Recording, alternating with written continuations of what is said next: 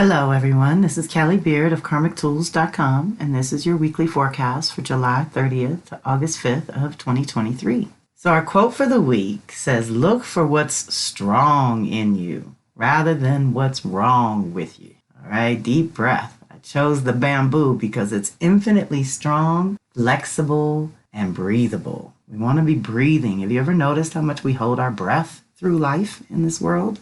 Let's not do that. And let's give yourself credit where credit is due for the things that are working. We all got things on our list that aren't checked off yet, but there are other things that you've been building along the way that you should bank on. Meantime, we are navigating the Aquarius super full moon. August 1st is Tuesday. This full moon asks, what have you become too attached to? And or what have you become too detached from and need to reconnect? We have spent recent months navigating the mutable energy of thoughts and ideas in Gemini, along with the cardinal energy of action and choices in Cancer, whose theme continues now, but the energy has become decidedly fixed, and it is time to release or anchor something in your heart for Leo. What ideas have you gotten going that need some tending to make stronger and more viable? And how have you shifted internally and want to express differently going forward? This lunation may illuminate or activate revelations of when, where, and with whom, mostly self, that you have not been completely, if at all, authentic. Start with the motivations. If and when they are pure, clean, and neutral, then being authentic becomes way less challenging. Now, more than ever, we must be congruent with our inner and outer natures in order to thrive, prosper, and evolve. So if and when you are not authentic, things may become much more challenging. Okay, they're less challenging when we're authentic, much more challenging when we're trying to fake the funk, y'all. Humans aren't meant to roll like that. If we are serving two masters or incongruent on one or many levels, meaning having the private side of your nature be too drastically different from that which you present to the world, then that creates more challenges, blockages, and delays until you get into more personal alignment. This full moon helps you see where you have become rigid, unyielding, and attached to your way, or the old way, neither of which will work going forward. Status quo is not the way to go.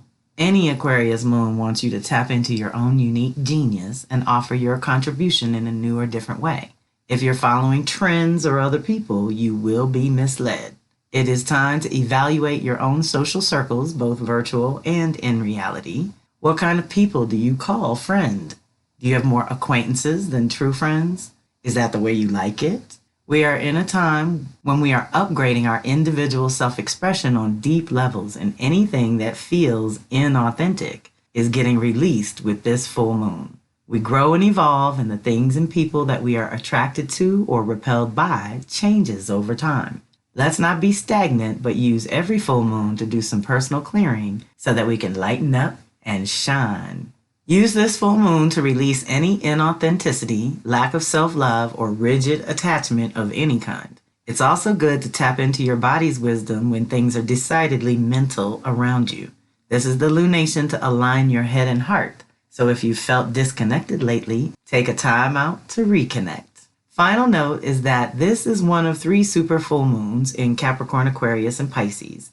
Releasing and clearing old roles and responsibilities, old self-expression and unique contribution, and old unhealthy rhythms and delusions. Just so that when we get to the 3 super new moons in Aquarius, Pisces, Aries, this is 6 months from now, y'all, initiating a new authentic self and reclaiming the connection to your instincts, intuition, and renewed passion and purpose, Ashe.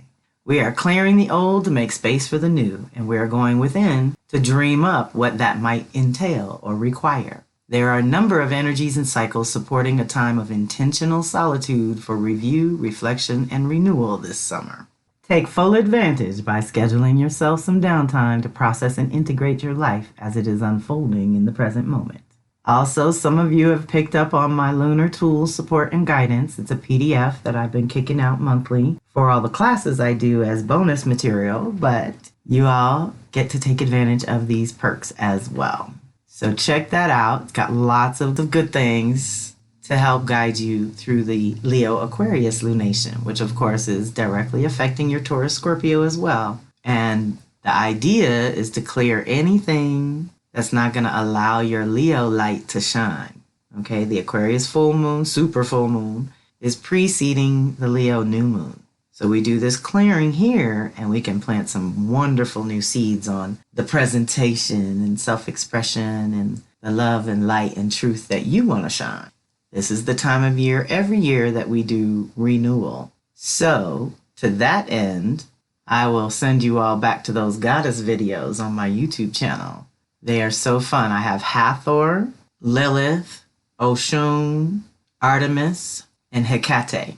All different aspects of self. They were literally created during Leo Virgo time, so they're very appropriate to here and now. And I will link them at the bottom of the blog. How about that? And that way it'll be easy for you to find. Let me just say, Tuesday's a big day. We have the full moon and 2 activations. And while that makes our week pretty light, everything's happening on Tuesday. I have a whole bunch of events that I just want to give you a heads up on that I'm also going to post early here, just so they're easy to post each week until we do the actual event. But I want you all to mark your August calendar because it's getting pretty juicy. Mars trine Jupiter. This is Virgo to Taurus, earthy energy, very powerful. This energy is generally positive as you are combining your energy and desires with an expansion of your consciousness. It's especially good for anything physical and bodes well for outcomes to any competition. You will be channeling more energy than usual, so be sure to check in with your body and stay grounded. Jupiter often brings blessings that others may perceive as luck, but it's more of an alignment between your inner and outer selves. Even if things are hazy or crazy, do your best to visualize success and put yourself in the picture. You will have a great overall perspective of the big picture and can plan accordingly. The only caveat with this energy is to avoid being overly confident where you feel invincible. Be confident, but not cocky. This energy is very good for knowing what you need and being capable of making succinct decisions about the course, which will get you there. Calculated risks are the name of the game. Deep breaths. So if you've done the work, again with the earth, the proper steps, and the foundation is there, then the expansion of your ideas and having the energy to carry them out is a good Mars-Jupiter combo. Trines are generally ease and grace and blessings without effort, but that means without effort. If you apply yourself, you can get even more blessings out of the deal. Now, what's interesting is your consciousness is all up with Mars, thinking about how to make moves, while Mercury, another aspect of your consciousness, is opposite Saturn, being asked to be a little more realistic. So we have all this excitement and passion that Mars and Jupiter generate. But Mercury and Saturn say, let's think it through, let's get some steps, let's pay attention to what's really going down. Here, the opposition is between your thoughts and your reality, or current responsibilities. It's also about your mental and physical getting integrated on some level. Are you working too hard, causing mental or physical exhaustion? Are you too stuck in idea mode, delaying actions and actual commitments? It's time to take a realistic look at your life and see where you could change your mind and your reality would follow. You may find yourself asking what your truth and purpose really are, or you may be concerned about how to provide for your very basic essential needs and why you've been constantly limited in that way.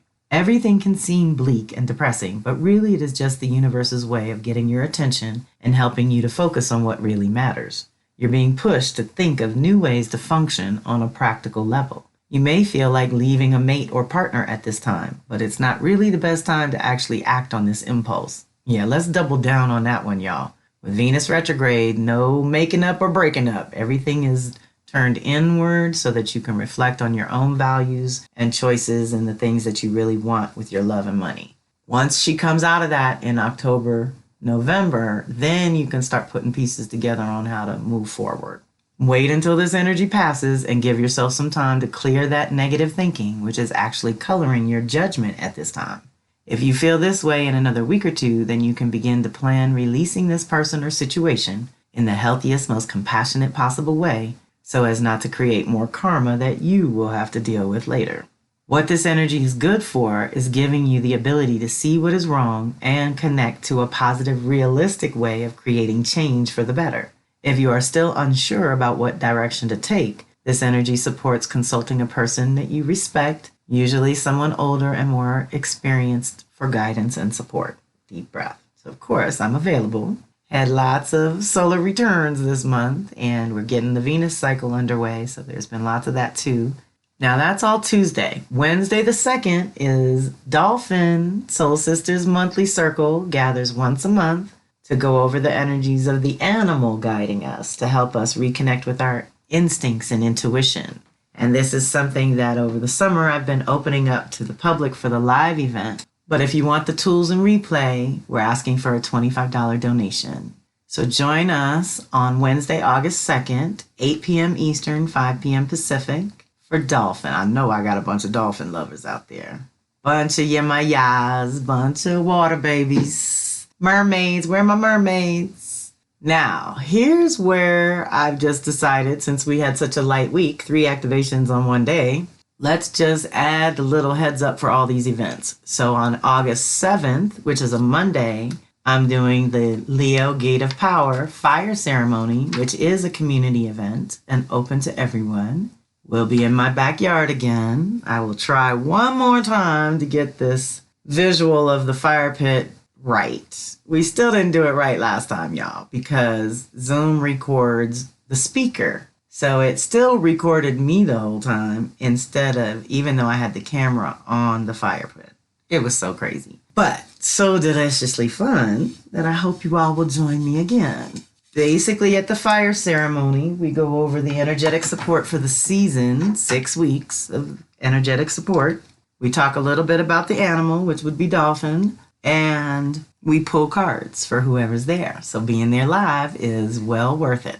That'll be Monday, August 7th, 9 p.m. Eastern, 6 p.m. Pacific, because I like to do it at sunset, so it's dark out by the time we're done.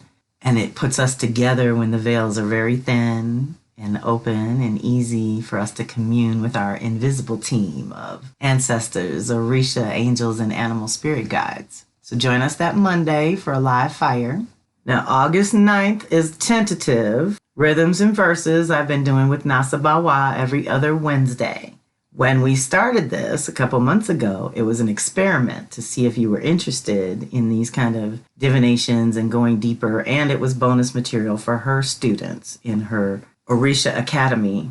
So do let us know if those have been fun and interesting, and if you've been doing the replays. I've only heard from a couple of people that do the replays. Most of the time, it's most fun when you get there live. But I'm guessing that we're going to keep going. I'm waiting for a confirmation from her because we didn't schedule August. But if we do August, it'll be the Wednesday the 9th and Wednesday the 23rd, just so you know. August 10th is our first Venus circle in the new cycle. So if you haven't gotten your Venus reading and custom guide yet, definitely order that. And if you're just going to roll with the subscription for $25 a month, you can still get your activations. You just won't have the whole book and all the little details and things that the book has.